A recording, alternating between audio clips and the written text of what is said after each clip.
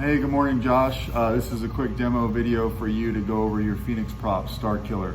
As you know, I got this done, and then I got your Watto's Junkyard Knight Brothers staff done, and I will be doing a separate video right after this for that one. But let's go over this guy. So we got this installed with a CFX. This is a 2-button setup, so I did put your front tactile here will be your activation, and then your back one's going to be your auxiliary. Wired up your crystal here to mimic your blade, so you know, anything your blade does, you're going to see that in your crystal as well, and we'll go over that in a second. The install, it was not a very install friendly saber. I had to do a lot of modifications on the inside with my Dremel, and I drilled my own wire paths to go up behind the crystal chamber and back this way, underneath the switch box, and then I popped out about right here where you can't see that because it's covered by the shroud. But there was a lot of modifications that I had to do to get this to work. I don't know what other people are doing, but I mean, we got it all done. You did have a blade retention screw right here, but that guy does not really hold a blade very well. When you've got your Shtok NPXLs in there, it didn't hold a blade very well. So I centered up, I went up here, I put you another 8/32 set screw right here. That's just really going to help you grab the blade, and you've got plenty of blade depth, and then with that guy you shouldn't have any problems. I'd say the last thing that I did myself is when this came to me, it had a chassis to use. I did not care for that because the chassis required that I take a battery keystone and I glue it up into the chassis. I don't like using glue like that. It just lends itself to breaking, or at the very least it's unsightly, you know, in my personal opinion. So I modeled my own chassis for this. It does hold your board really well. Can't see in the wires up top here. You've got easy access to your SD card, so I've been taking it in and out right there. There's just enough space right there for you to do so without having to lift the board up. You've got a 28mm bass speaker, and then your battery compartment or your battery cradle is actually incorporated into the chassis, so it's all one piece, nothing has to be glued together. So the spring side is going to be your negative side of your battery. You got the fonts that you wanted on here. We're going to throw the handle on.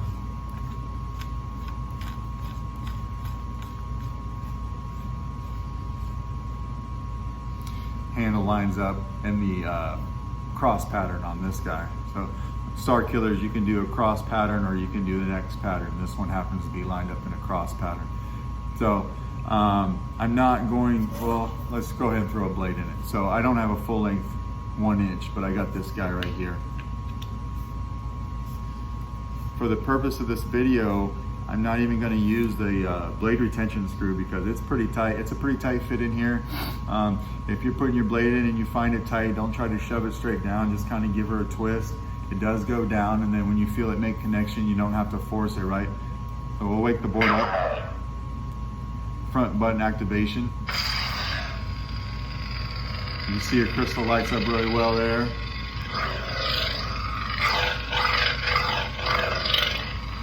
If we tap our auxiliary, we get blaster deflex. Hold it down for blade lockup. Now the blade lockup you'll see in the crystal as well.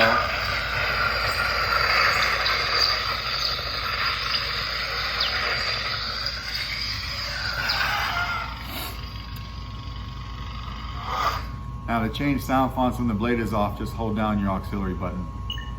Sound bank selection. Now you can travel up or down with either button. There's another Kylo font, so we'll stop here. When you find one you like, just hold the button down.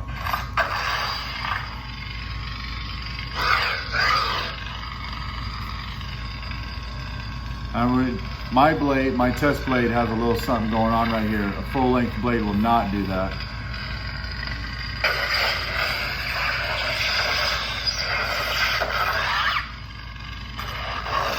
We'll do it, change it again. Sound bank selection.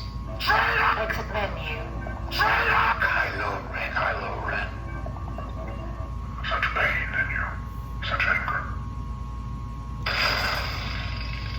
Now when you've got this on and you want to change color, hold down your auxiliary and twist your wrist like this. Spectrum. Now you can twist the hilt like this to cycle through colors, and of course you're going to see that in your crystal as well, right? And if you find a different, we'll go back to red because it's a Starkiller, if I can find it. When you find a color that you like, just tap either button. You'll hear that sound. Now, of course, this is a solid blade. I gave you a bunch of different blade profiles. To get to a different blade effect, hold down your aux and twist your wrist like we just did, but then keep the button held down. Spectrum. Keep holding it. Blade profiles. Blade profiles. Now you can, again, twist it in either direction and cycle through a bunch of different blade effects.